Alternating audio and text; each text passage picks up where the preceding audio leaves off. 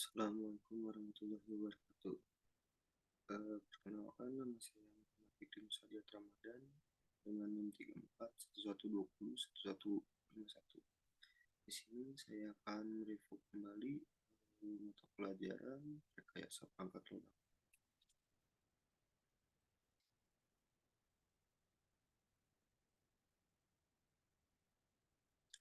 Di sini materi yang saya akan bahas ada software and the nature of software, software engineering, software proses model SDLC, analysis to testing, agile development, software engineering dokumen, dan yang terakhir human aspect for software engineering.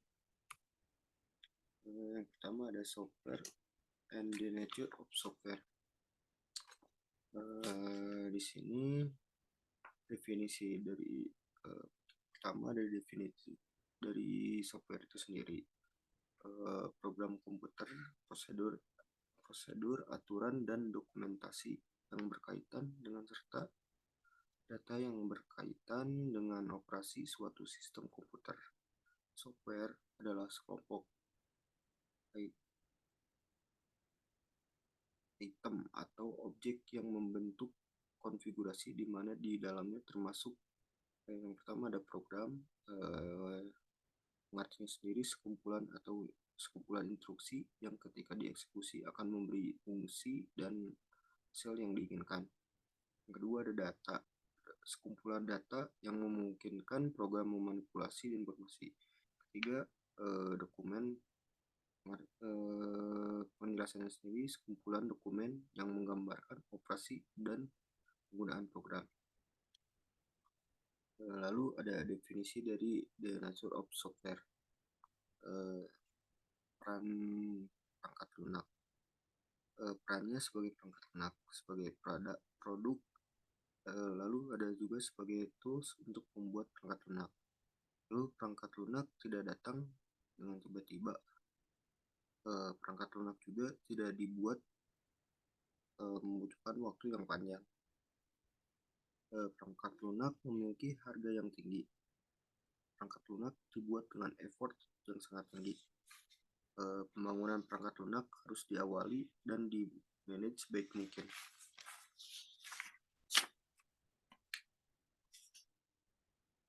Lalu materi selanjutnya ada software application domain. Contoh-contohnya, contoh perangkat lunak. Yang pertama, perangkat lunak sistem yang terdiri dari compiler, file manager, editor, dan lain-lain. Yang kedua ada perangkat lunak aplikasi. Contohnya ada decision support system, sistem informasi sinagmen, sistem informasi geografis, dan lain-lain. Yang ketiga ada perangkat lunak science. Contohnya ada sistem prediksi gempa dan lain sebagainya. Lalu perangkat lunak yang tertanam atau embed.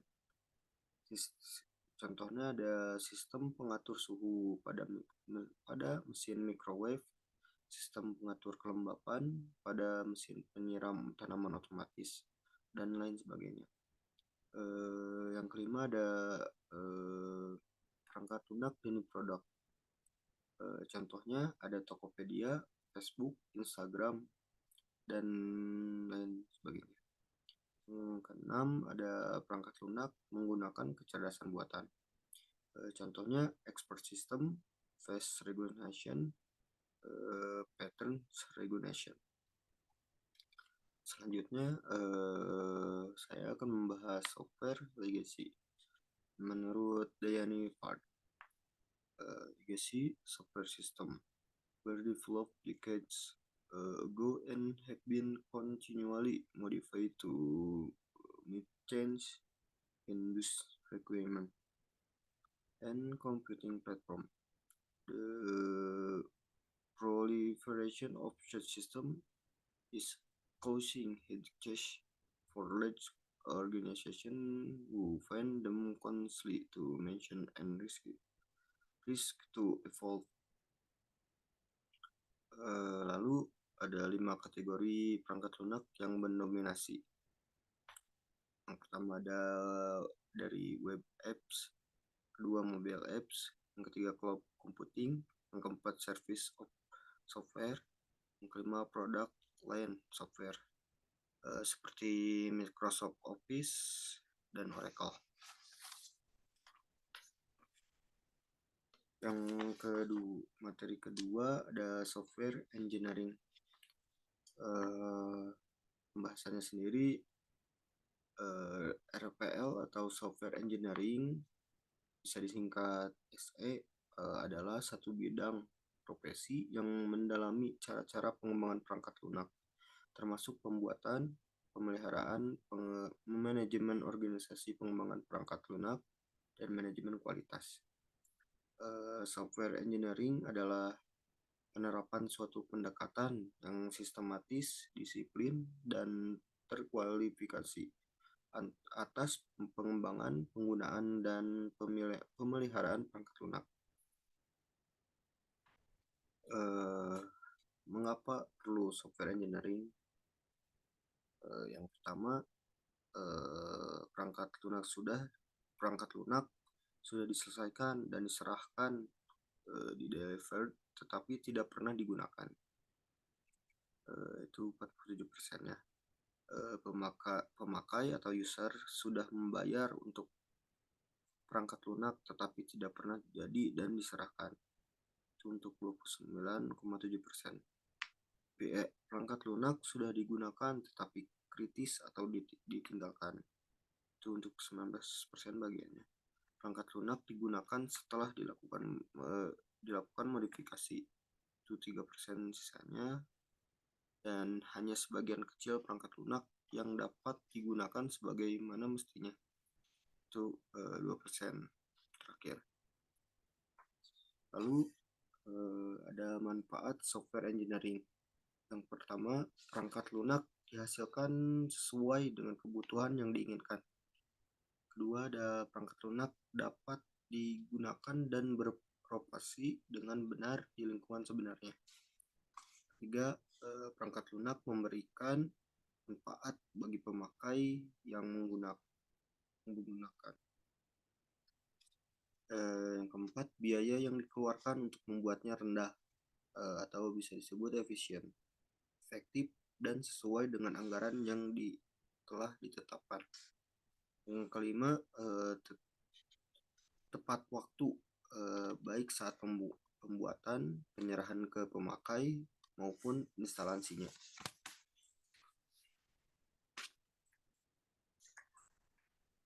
Setiap tahap pekerjaan terjamin kualitasnya, terdokumentasi, dan dapat dipertanggungjawabkan kebenarannya. Ada proses verifikasi dan validasi. Selanjutnya ada kegagalan pembangunan perangkat lunak. Yang pertama, masih banyak software yang dibuat sembarangan. Dua, banyak profesional yang tidak mengetahui metode pembangunan perangkat lunak yang modern. Ketiga, kualitas perangkat lunak yang kurang baik. Metodenya menjaga kualitas masih salah. Yang keempat, tidak adanya dokumentasi dengan baik dan benar atas perangkat lunak yang dihasilkan. Selanjutnya ada software proses. Di sini saya akan membahas sedikit tentang software proses. Software proses sendiri merupakan tahapan dalam framework untuk membuat suatu perangkat lunak. Perangkat lunak dibuat dan diserangkaikan aktivitas, aksi, dan pekerjaan. Lembar kerja. Framework dari framework Pressman ada beberapa. Pertama ada komunikasi, lalu planning, modeling, construction, dan deployment. Selanjutnya saya akan membahas umbrella activities. Umbrella activities sendiri merupakan aktivitas pelindung dalam pembangunan perangkat lunak. Sebagai ilustrasi, ketika seorang kuli ingin membangun rumah, maka terdapat suatu aktivitas untuk melindungi dirinya dalam pekerjaannya, seperti asuransi, menggunakan helm dan alat keselamatan kerja tepat waktu, kerja sesuai target, dan lain-lain sebagainya. Lalu yang ketiga, saya akan membahas software proses. Definisi software proses sendiri adalah sekumpulan aktivitas, action, dan task yang dilakukan pada saat pembuatan produk. Aktivitas bertujuan untuk mencapai objektif atau goal dari pembuatan software dan diterapkan pada aplikasi domain. Size of the project, complexity of the effort, dan tingkat ketelitian. Lalu ada action, yang artinya serangkaian tugas yang menghasilkan pekerjaan utama dalam pembuatan produk. Lalu task, tugas yang memiliki tujuan kecil yang terdefinisi dengan baik dan menghasilkan hasil yang nyata. Dalam dunia RPL bisa disebut juga development life cycle, software development life cycle. Selanjutnya framework activity dari Pressman tahun 2015. Seperti tadi pertama ada communication. Contohnya project ini diatur dan requirement gathering. Lalu ada planning, estimating, scheduling, tracking, modeling, tugasnya analisis dan desain, construction, tugasnya code generation and testing, deployment, tugasnya delivery, support, and feedback.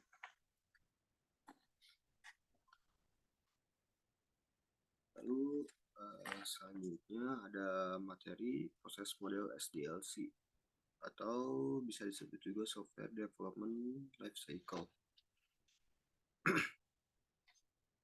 Dan ada materi analisis testing. SDLC sendiri memiliki arti merupakan langkah yang dimodifikasi dari serangkaian software proses untuk membangun perangkat lunak sesuai dengan kebutuhannya. Masing-masing SDLC terdapat kelemahan dan kelebihan masing-masing. SDLC yang diturunkan dari framework activities yang berbeda, contoh Pressman dan Broad, akan menghasilkan langkah yang berbeda pula, namun pada prinsipnya tetap sama.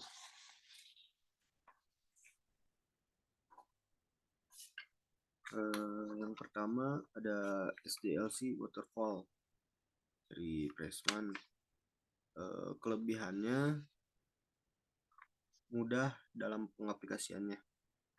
Lalu ada juga ketika semua kebutuhan sistem dapat didefinisikan secara utuh dan benar sejak awal proyek, maka software engineering dapat berjalan dengan baik tanpa masalah.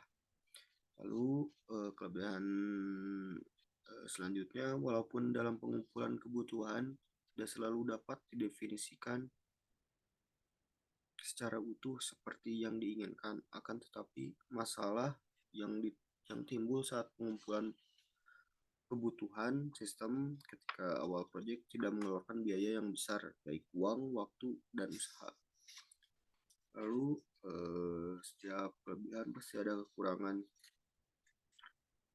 Kekurangan dari SDLC Waterfall yang kedua ini karena pendekatan yang dilakukan secara urut atau sekuensial, maka ketika suatu tahap terhambat, maka tahap berikutnya tidak dapat dikerjakan dengan baik. Jadi ketika akan melanjutkan kerjaan selanjutnya, kerjaan sebelum itu harus diselesaikan dengan baik, baru bisa dilanjut dengan kerjaan selanjutnya. Lalu ada kekurangan yang kedua ketika ada masalah, maka proses harus dihentikan terlebih dahulu dan harus dicari apa dan dari mana masalahnya berasal beserta solusinya terlebih dahulu karena tidak dapat melanjutkan ke tahap yang berikutnya. Dan apabila masalah tersebut berasal dari tahapan sebelumnya yang tentu saja membuang waktu pengerjaan software engineering.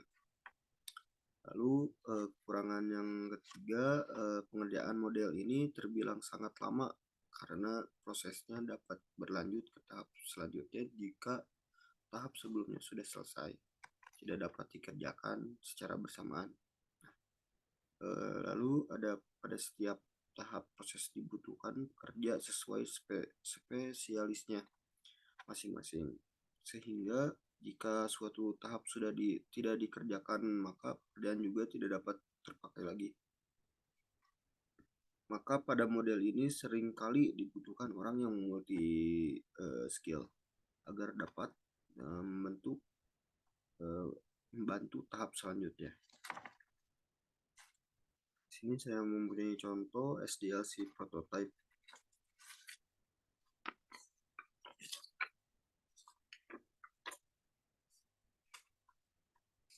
SDLC prototype ini dimulai dari komunikasi, lalu ada quick plan, modeling quick design, construction of prototype, deployment, delivery, and feedback. Lalu kembali ke communication. Di sini SDLC prototype sendiri termasuk evolutionary process flow. Salah satu model SDLC yang dianggap masuk akal. Ini gambarannya.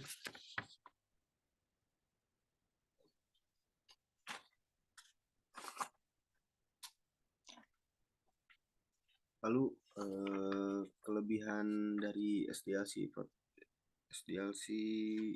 prototype yang kedua ini tidak menghabiskan biaya yang besar apabila terdapat kekurangan terhadap produk yang telah dikirimkan. Karena hanya berupa prototype yang datang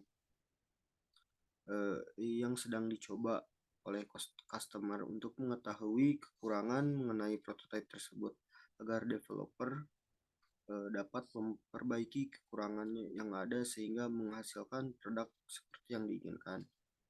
Lalu kekurangannya sendiri, customer hanya melihat versi kerjanya tanpa menyadari bahwa prototipe dikerjakan bersama-sama.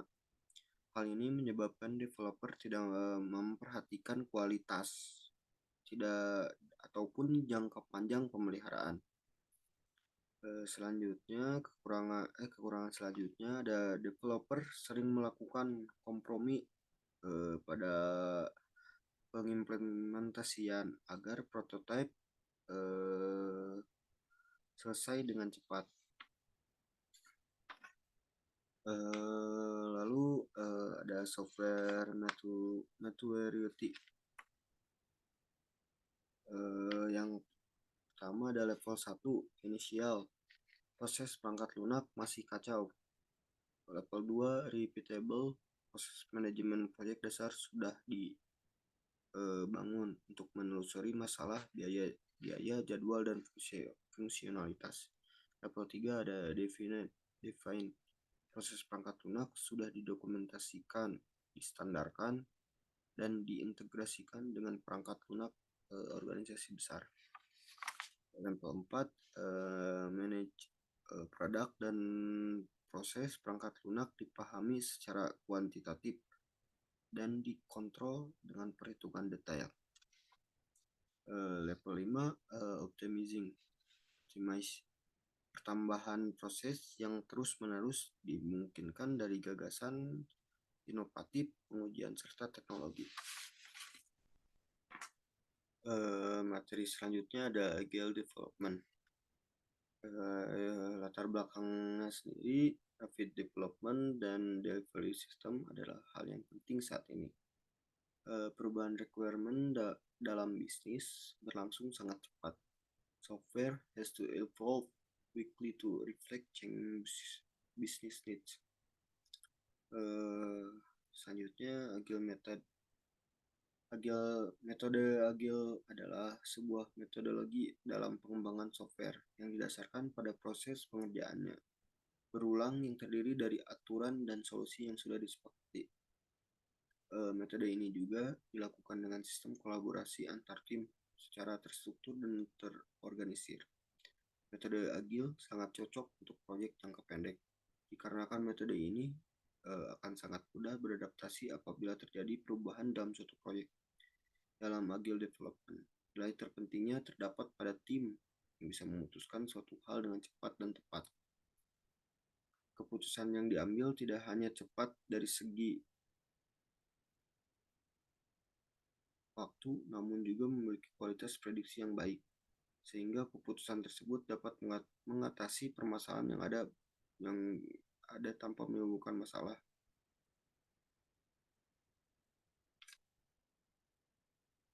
Lalu selanjutnya Agile Manifesto. Agile Manifesto sendiri adalah nilai-nilai dari pengembangan software development yang digagas oleh sekelompok developer software. Agile Manifesto muncul dari rasa frustasi mereka pada metode tradisional waterfall model. Hal ini karena waterfall model memiliki proses dan jeda yang panjang antara requirement dan product delivery sehingga riskan terjadinya pembatalan proyek. Pada tahun 2001, kemudian terciptalah sekelompok nilai baru yang disebut Agile Manifesto. Dari nilai-nilai Agile Manifesto ini jugalah Agile Software Development dikembangkan. Lalu ada 4 nilai Agile Manifesto. Yang pertama, individuals and interactive over process and tools. Yang kedua, working software over comprehensive documentation. Ketiga, customer collaboration over contract negotiation. Keempat, responding to change over following a plan. Lalu selanjutnya ada Agile Principle atau prinsip Agile. Yang pertama, our highest priority is to satisfy the customer through and continuous delivery of valuable software. Yang kedua, the welcome change requirements even late in development. The Agile process hard change for the customer competitive advantage. Selanjutnya, deliver working software frequently from a couple of weeks to a couple of months, with a preference to the short time scale.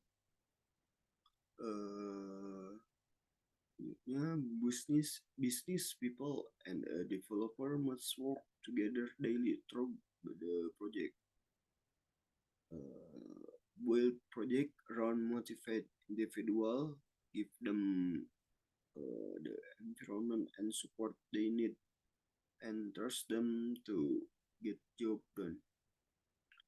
The most efficient and effective method of conveying information to within a development team is face-to-face conversation. Working software is primary measure of progress. The Agile process promotes sustained development. The sponsor, developer, and user should be able to maintain constant pace indefinitely.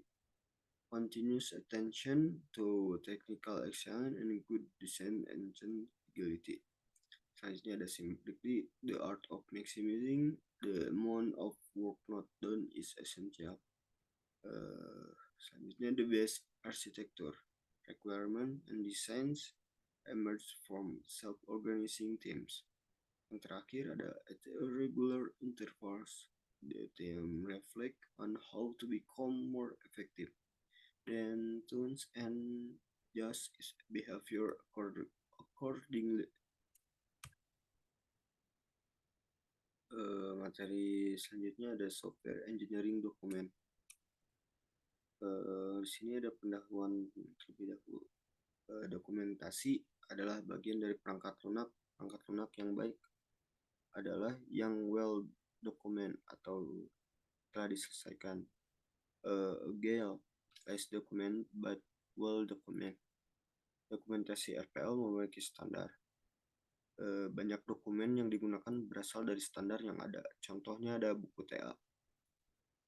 Secara umum terbagi menjadi dua, yaitu ada proses dokumen dan produk dokumen. Proses dokumen sendiri, yang pertama ada vision statement, yang berarti vision statement menentukan arah suatu proyek dengan menentukan apa saja yang akan dicapai. Vision statement mendefinisikan ruang lingkup proyek. Vision statement yang baik membantu Anda membuat keputusan mengenai prioritas dan apa yang harus dimasukkan dan harus dikeluarkan. Yang kedua ada project charter. Project charter mendefinisikan ruang lingkup proyek dan memberikan justifikasi dan rasional untuk mencapainya. Jika proyek disetujui, banyak informasi yang terkandung dalam piagam proyek atau project charter akan diperluas dan selanjutnya disempurnakan dalam rencana proyek. Yang ketiga ada SCRS atau Software Requirement Specification. Daftar kebutuhan fungsional dan non-fungsional bersama dengan kendala implementasi. Dokumen kebutuhan melayani audiens yang beragam mulai dari klien non-teknis hingga programmer. Untuk memenuhi kebutuhan kelompok beragam ini, kebutuhan biasanya dinyatakan pada tingkat perincian progresif. Sebagian besar dokumen kebutuhan akan mencakup daftar fitur produk umum serta perilaku sistem terperinci diperlukan untuk menghadirkan fitur ini. Selanjutnya ada SPMP atau Software Project Management Plan. Perencanaan proyek adalah proses mendefinisikan hasil yang diharapkan dari proyek dan merencanakan tindakan untuk mencapainya. Rencana proyek mendokumentasikan hasil dari proses perencanaan. Harapan dari rencana proyek diperbarui dan disempurnakan terus-menerus di seluruh proyek karena kondisi berubah dan semakin banyak yang diketahui tentang proyek. Beberapa proyek mulai dengan semua informasi yang diperlukan untuk merencanakan proyek secara rinci sejak awal. Selanjutnya, release plan. Release plan adalah jadwal high level yang membentang selama masa proyek. Ada satu per proyek dan menentukan waktu iterasi dan alokasi kasar fitur produk untuk iterasi. Selanjutnya, iteration plan. Iteration plan sendiri menentukan aktivitas yang akan dilakukan selama iterasi. Ada satu per iterasi untuk menentukan tugas-tugas rinci untuk iterasi. Dan dalam beberapa kasus berkaitan dengan penugasan kepada individu. Selanjutnya, Memo of Understanding. Memo of Understanding adalah cara yang tidak terlalu formal untuk mendokumentasikan asumsi dan maksud. Perjanjian verbal sering didokumentasikan dalam Memo of Understanding. Selanjutnya ada Project Sukses Kriteria. Project Sukses Kriteria sendiri dideskripsikan bagaimana cara result of project be measured.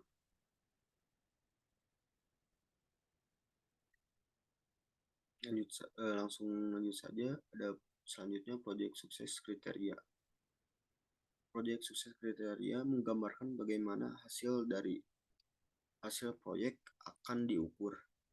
Jika proyek dijadwalkan selesai pada 1 Juli, akankah itu dianggap gagal jika selesai pada 2 Juli? Itu akan terjadi jika hasil proyek dimaksudkan untuk jadwal pameran perdagangan untuk 1 Juli. Dalam kasus lain, terlambat 1 minggu mungkin bisa ditoleransi. Kriteria keberhasilan proyek mendefinisikan dengan cara yang dapat diukur dan terukur apa yang merupakan keberhasilan proyek. Project Closure Report. digunakan untuk mengukur perangkat lunak dari sisi kompleksitas, biaya, waktu, dan lain-lain. Selanjutnya, change request. Dokumen yang dibuat jika ada perubahan kebutuhan dari klien. Formatnya bebas, semi formal. Selanjutnya, change control log. Dokumen yang dibuat untuk mencatat perubahan yang diajukan oleh klien. Format bebas, semi formal. Selanjutnya ada issue log atau status report. Dokumen yang dibuat untuk mencatat capaian dari proyek saat ini. Lalu selanjutnya ada product dokumen. Di sini yang pertama ada produk arsitektur dan desain. Dua ada coding standar. Tiga test plan. Keempat test case specification. 5 user guide. 6 system documentation.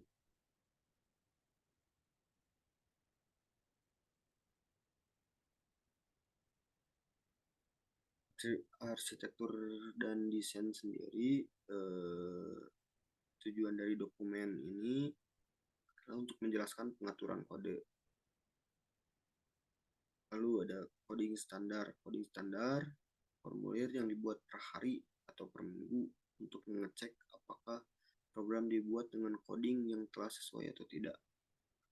Tujuannya adalah agar coding tidak acak dan sembarangan walaupun tujuan fungsi tercapai. Lalu test plan sendiri dokumen yang dibuat untuk perencanaan dan perancangan testing. Lalu ada test case specification, dokumen yang dibuat untuk perancangan test case.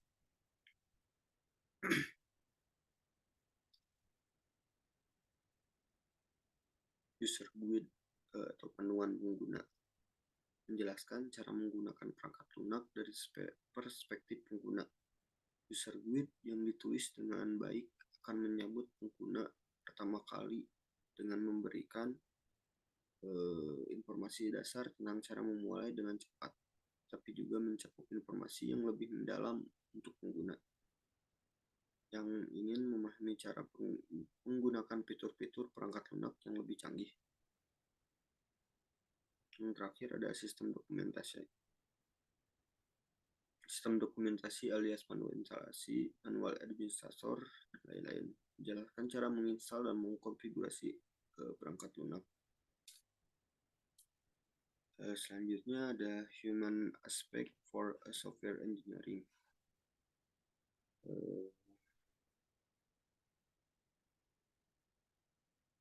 Di sini yang pertama ada stakeholder.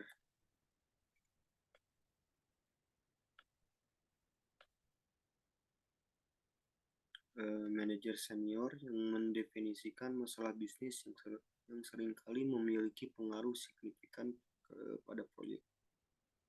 Yang kedua, manajer proyek atau teknis yang harus merencanakan, memotivasi, mengatur, dan mengendalikan para praktisi yang melakukan pekerjaan perangkat lunak.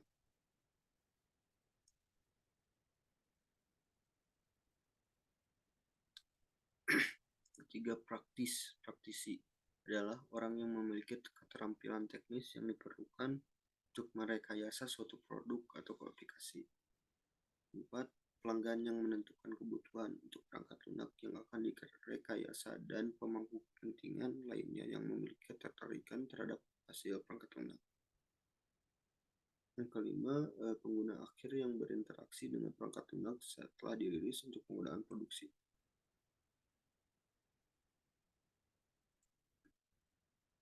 Lalu ada project manager skill, problem solving. Seorang manajer proyek perangkat lunak yang efektif dapat mendiagnosis masalah teknis organisasi yang paling relevan, menyusun solusi secara sistematis, atau memotivasi praktisi lain untuk mengembangkan solusi, menerapkan pelajaran dari proyek masa lalu ke situasi baru, dan tetap cukup fleksibel untuk mengubah arah jika awalnya upaya pemecahan masalah tidak membuahkan hasil. Managerial identity, manajer proyek yang baik harus bertanggung jawab atas proyek tersebut. Ia harus memiliki kepercayaan diri untuk mengambil kendali saat diperlukan dan jaminan untuk mengizinkan orang teknis yang baik untuk mengikuti instruksi mereka. Lalu selanjutnya tugas project manager, achievement. Seorang manajer yang kompeten harus menghargai inisiatif dan pencapaian untuk mengoptimalkan produktivitas tim proyek. Dia harus menunjukkan melalui tindakannya sendiri bahwa mengendalikan pengambilan risiko tidak akan dihukum. Terakhir, influence and team building. Manajer proyek yang efektif harus dapat membaca orang. Dia harus dapat memahami sinyal verbal dan non-verbal dan bereaksi terhadap kebutuhan orang-orang yang mengirimkan sinyal ini. Manajer harus tetap terkendali dalam situasi stres tinggi. Selanjutnya ada the software team. The software team sendiri, there are almost as many human organizational structure for software development as there are organizations that develop software. The best team structure depends on the management style of your organization, the number of people who will populate the team and their skill levels, and the overall problem difficulty.